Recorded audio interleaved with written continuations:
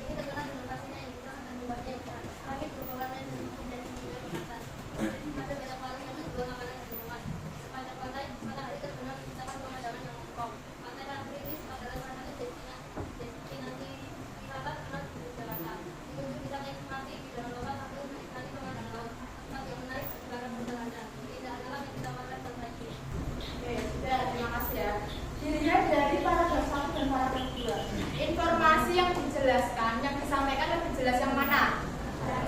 Paragraf 1. Kenapa? Karena kita coba lihat di paragraf 2 ada di awal kalimat itu ada pantai ini. Nah, pantai ini pantai yang mana? Dia itu sudah menggunakan kata ganti tanpa menjelaskan objek yang dituju.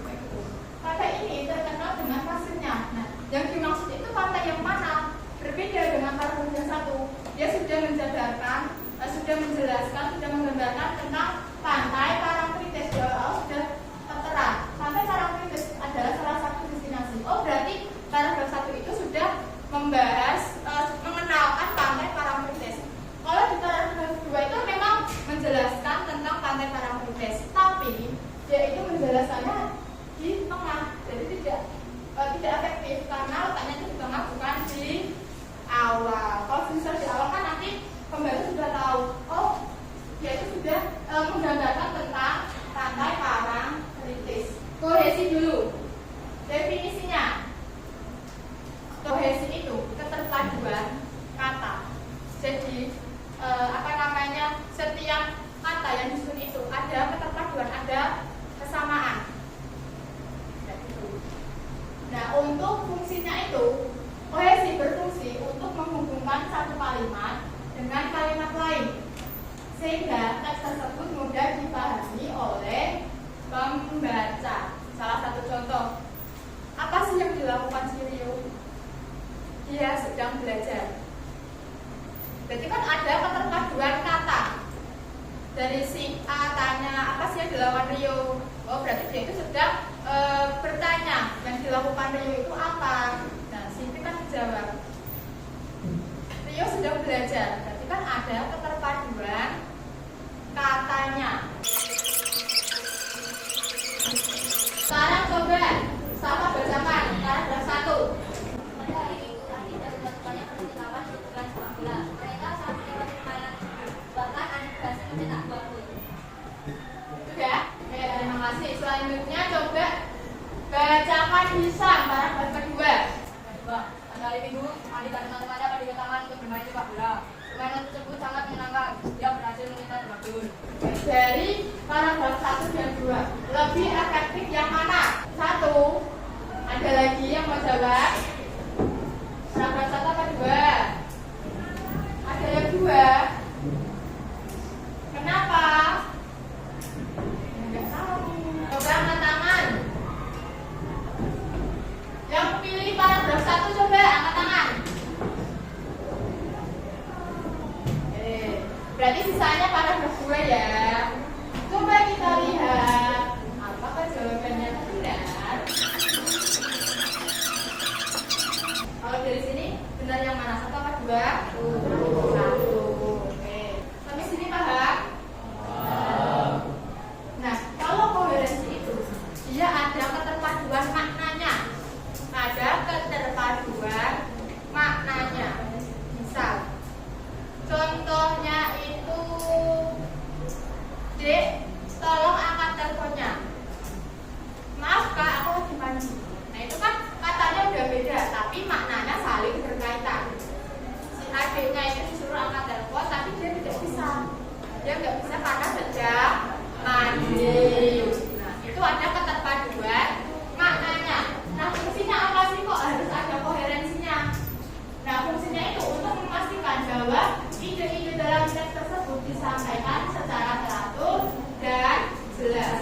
Kalau yang kohesi tadi ada keterpaduan kata. Nah, kalau yang koherensi itu ada keterpaduan makna. Nah, dari kedua ini, kalau digabungkan pasti kalimatnya menjadi lebih efektif, efisien, terus juga padat dan juga jelas. Dan membuat si pembaca itu tidak merasa bingung. Sampai sini paham? Paham. Coba bacakan Alifah.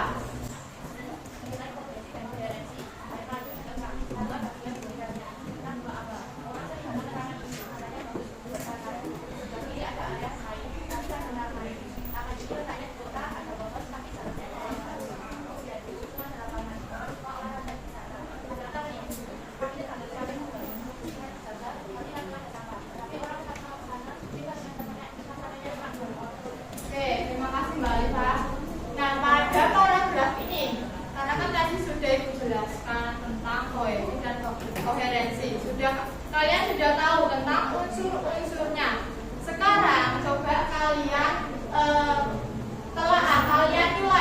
kohesi dan koherensinya pada paragraf ini. Ibu kasih waktu 2 menit. Ada yang mau jawab? Oh ya, baca dulu. Tidak ada topik utama yang jelas. Terus ada lagi? Terlalu banyak pengulangan. Oke. Ada lagi Mas Rafa? Oke. Urutannya tidak logis dan informasi yang tidak jelas. Urutannya tidak logis dan informasinya tidak jelas. Ada lagi? Sudah? Oke, kita lihat apakah benar dan bagian mana sih yang dimaksud sama Mbak Bila dan Mas Rafa? Pertama, kurangnya penggunaan kata hubung atau informasi yang disampaikan kurang jelas. Benar yang dikatakan oleh Mbak Dia. Informasi yang disampaikan itu tidak jelas karena paragrafnya itu tidak utuh, rancu. Terus yang kedua, pengulangan ide yang tidak terstruktur.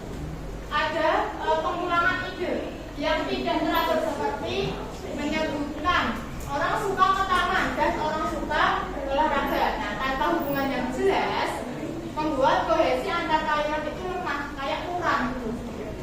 Masa iya dari orang suka ke taman terus dilanjutkan dengan orang suka olahraga? Jadi kan itu tidak ada kaitannya, tidak ada informasi yang disampaikan itu tidak jelas, kurang informatif. Oke, lanjut. Koherensi. Nah, ini benar yang dikatakan oleh Mas Rafa.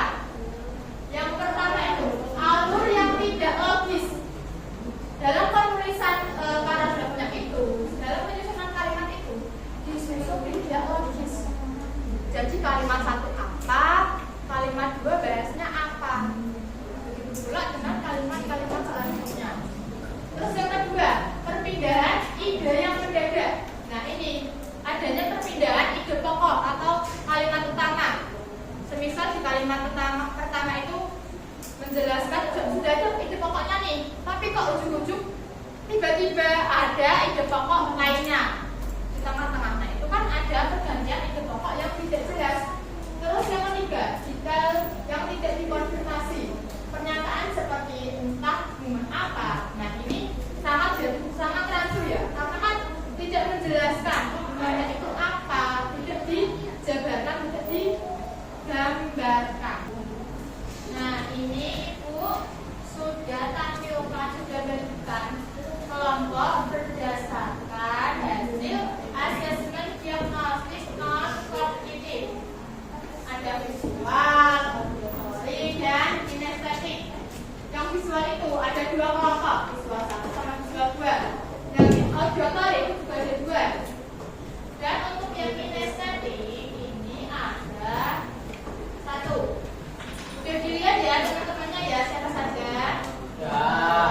Sekarang kumpul sesuai nama kelompoknya masing-masing, sesuai anggota kelompoknya masing-masing. Sudah?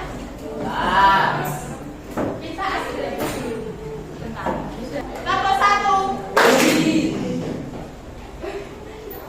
Nomor 2. Nomor 3. Nomor 3. 2. 1. 3. Tepuk 3 2 kali.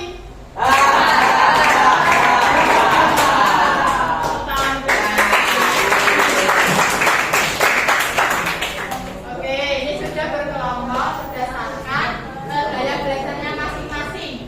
Dari kinestetik, terus ini visual, ini auditory. Nah, Ibu akan membagikan LKPD. Ya, untuk LKPD-nya kalian mencari kohesi dan koherensinya. Cuma di produknya itu beda. Dari kelompok visual. Nah, nanti akan Ibu kasih sebuah teks. Di LKPD-nya sudah ada teks deskripsi. Jadi kalian cari kohesi dan koherensi sama koherensinya. Dan untuk visual itu nanti kamu coret kata-kata yang termasuk yang tidak kohesi dan koherensi.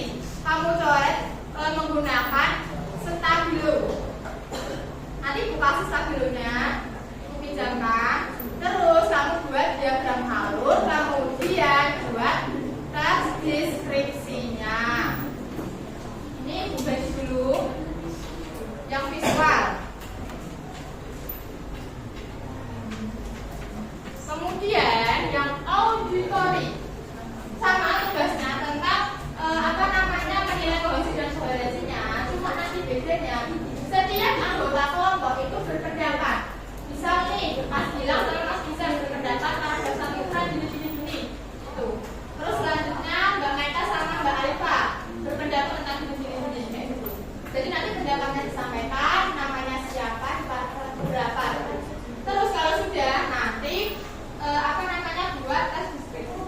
Yang kinestetik sama Mbak Sena menilai kohesi dan koherensi. Cuma bedanya kamu gunting kata yang sudah tepat, yang sudah teratur, yang sudah terstruktur. Kalau tidak kohesi dan koherensi, kamu hilangkan aja. Nanti kalau yang benar kamu tempel, nanti ibu kasih lip. Terus yang kalimat sesuai itu ditempel. Kalau ada kata hubungnya yang kurang nih, kamu tambahin sendiri, ditulis sama. Paham ya? Boleh dikerjakan. Kamu potong dulu. Kamu potong. Kalau semisal tidak koheren, nanti kamu hilangkan lagi. Kamu hilangkan. Terus yang kamu tempel itu yang termasuk kata-kata yang menurut kamu yang sesuai.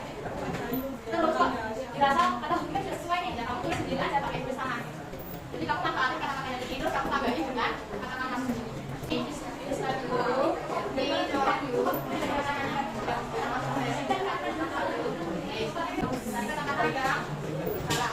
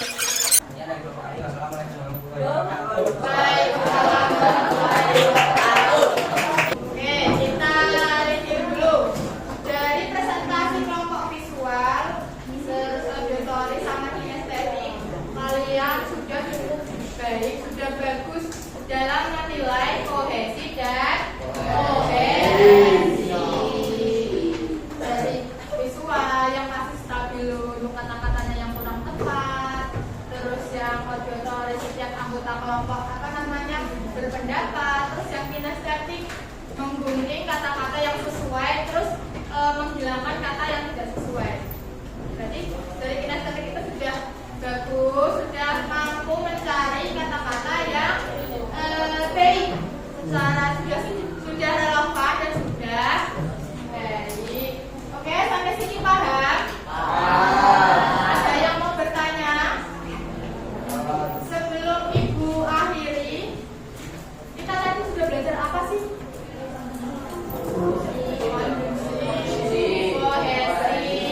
Koherensi. Ada unsur-unsurnya tadi. Ada yang mau menyampaikan simpulan? Oh iya, Mas Abrar. Kesimpulan materi pada hari ini itu tentang kohesi dan koherensi. Untuk unsur-unsur dari kohesi itu ada referensi, substitusi, elipsis, konjungsi, leksikal. Kalau unsur-unsur koherensi ada urutan logis, relevansi, pengulangan, dan lain-lain. Oke, baik. Kita sudah belajar tentang kohesi dan koherensi. Pada unsur kohesi itu ada 5 unsur. Kalau yang koherensi ada berapa unsurnya? Ada 4. Nah, ada 4.